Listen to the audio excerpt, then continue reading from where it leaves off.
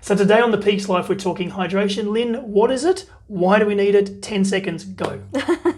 So hydration, critically important on the keto lifestyle. You'll see lots of misinformation around how much water do you need to drink, how do you get hydrated, why do you need to be hydrated, what is it about keto that's so special and so different.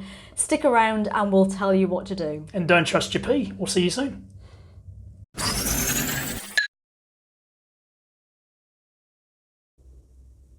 So welcome to The Peaks Life. I'm Mike Warren, this is Lynn Fernie, and today we're talking hydration because it's one of those things we get lots and lots of questions on, and especially hydration and the keto lifestyle connection and why hydration is so important. So can you run us through the importance of hydration and what we need to do to stay hydrated? Well, I think let's start off with, where's this all coming from? Because we get lots and lots of questions from our listeners and watchers around how much do I need to drink? Yes. How much do I need to drink? I've read that it's really important to stay hydrated. Yes. I've been told generally that I should have 8 glasses of water a day.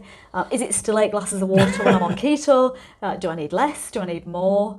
And we There's find confusion, isn't there's there? a lot of confusion. Yes. And people actually end up going too far. So my concept or our concept of minimum effective dose. Yes. People go way too far with overhydrate. water and they overhydrate. They drown. They do. Well, that's the interesting thing. I knew you'd say that. Yes, is water dangerous, Mike? Yes, if you're underwater with no breath, absolutely. Yes, you can drown it. Yes. Is water dangerous when you drink it? It is to a danger if you have too much water in your system because it does things that you'll explain that makes your body upset with too much water.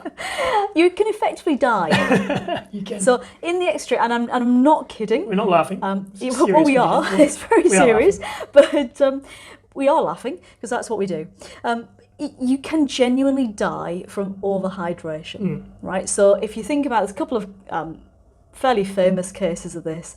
People running marathons. There's quite a few cases of people overhydrating when they're running endurance events because they're told you've got to replenish the water.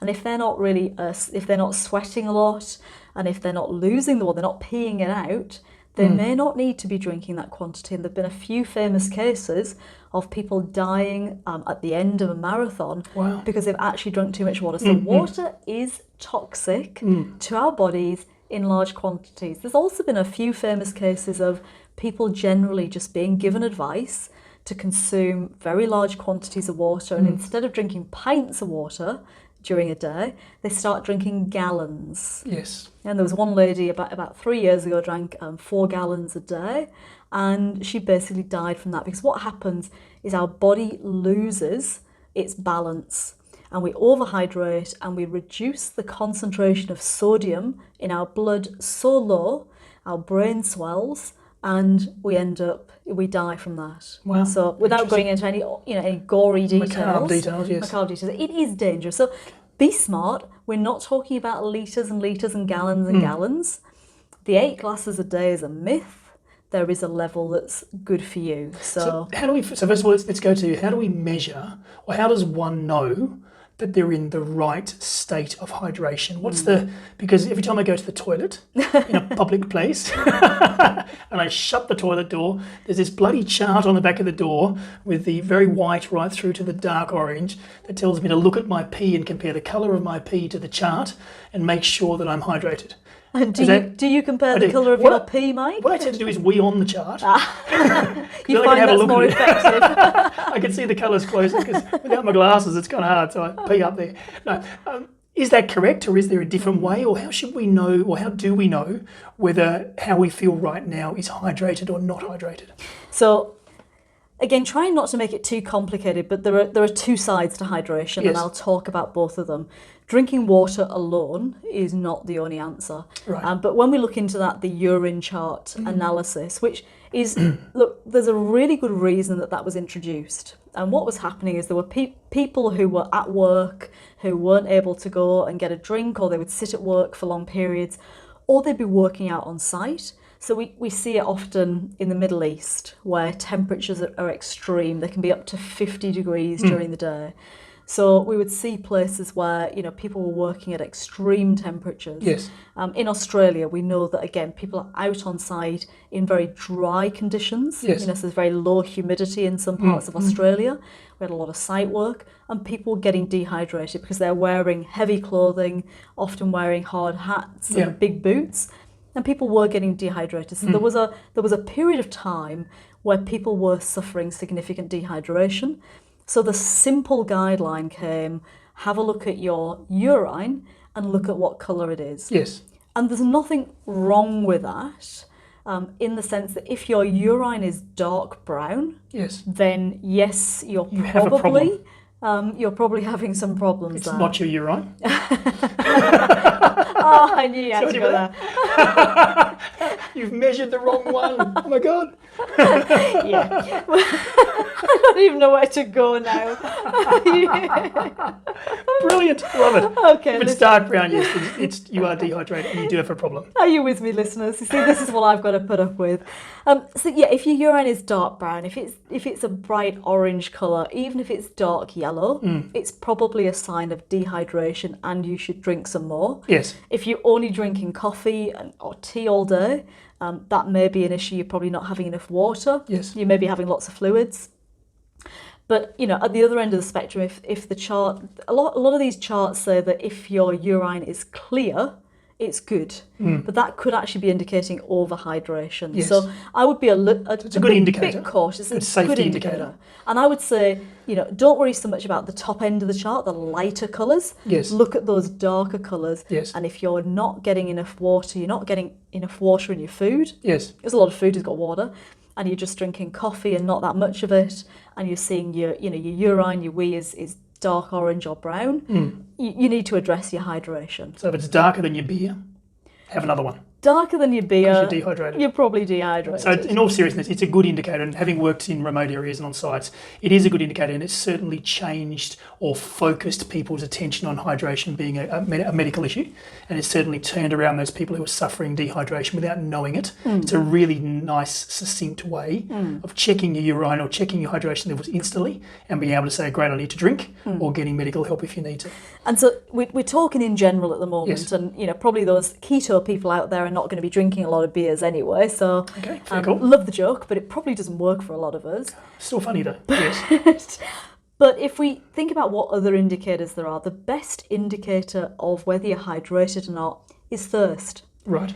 because the body's natural indicator is how thirsty you feel. So if you have constantly a dry mouth and you really are feeling quite thirsty, you probably do need to drink some more. On the other hand, if you're not thirsty, then don't drink. So remember that concept, minimum effective dose. If you've had a glass of water, you've really enjoyed it, you're feeling fine, an hour later you're not thirsty, you're not in a hot climate, you're not under a lot of stress, you may not need any more. Yes. So it's, you know, that sort of old-fashioned advice of 1 glass per hour or 8 glasses a day Yeah. doesn't really hold true. If you don't feel thirsty and you're fine and your urine is not bright yellow, orange or brown, Yes. you're probably already hydrated enough. And I presume it also very personal insofar as the amount of liquid, amount of water to hydrate me is very different to the amount that is required to hydrate you. So 8 glasses, meaning you have 8 and I have 8, doesn't seem like a very reasonable amount for two very different shaped bodies. That's true. Yeah. And that's where it takes us really nicely onto the next part of hydration. Yes. Hydration isn't all about water.